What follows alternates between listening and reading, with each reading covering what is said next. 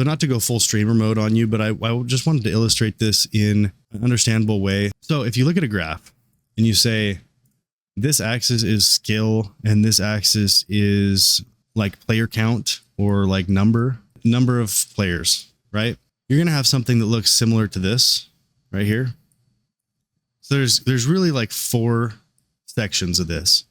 So I think I'm somewhere around here. Like maybe I'm pretty average. Like this is hump is like kind of average players, right? I'm pretty average, maybe a little bit above average. I usually have a positive kill death ratio. I play a lot of video games because I can't afford a house and I'm depressed about it. So that's what I end up doing with most of my time when I'm not working.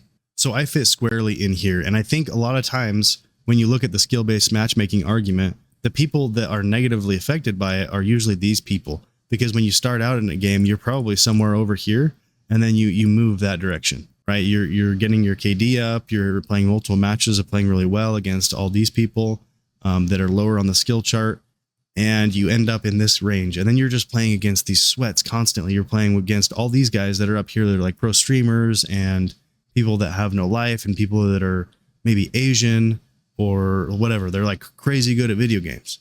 And you don't act like you don't know what I'm talking about. And so all these people, if you look at it, like these are the people that are very, very invested.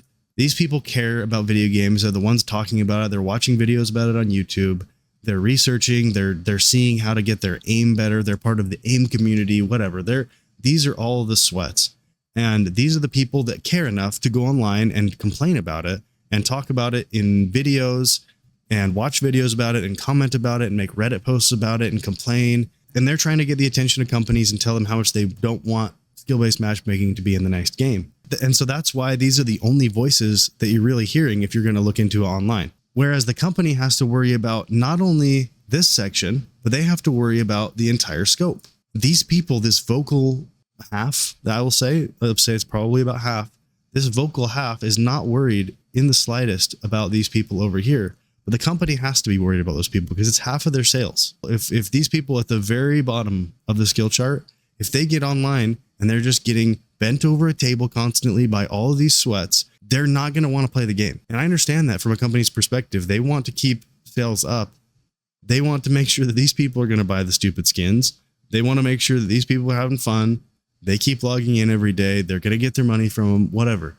Like, you have to understand that this is how the company's looking at it. Like, they're not going to take a 50% pay cut just so that you don't have to play against sweats. Like, they know you're still going to play the game either way, whether you're with sweats or not. Like, these people probably won't. They probably just won't pick up the game anymore and they may refund it. And they're not going to buy the next one. And these are the people too that you're never going to hear from online. They're never going to watch a video. They're watching a game. They're watching football.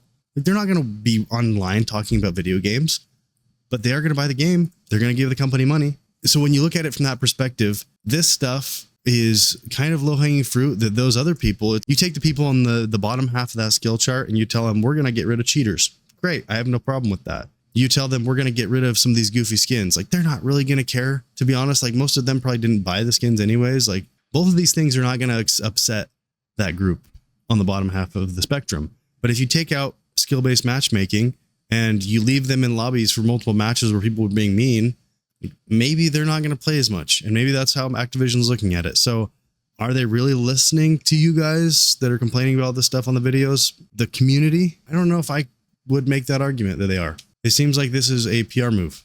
They're just trying to basically buy themselves time. I don't really think that this is Call of Duty listening as much as it is giving us the smallest amount that they can. Thanks for watching the video. Subscribe if you liked it, and you're gay.